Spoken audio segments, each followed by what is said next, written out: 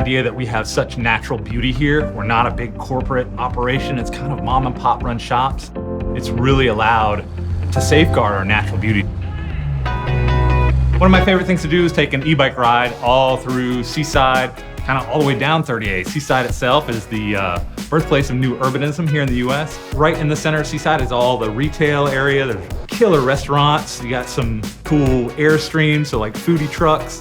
Some of our e-bike tours, which is what we created for, is to be able to see some of these galleries. It's really cool to go in there and see the view of our area through these artists. It says so much more than words could possibly say. People come from all over to come here and experience this.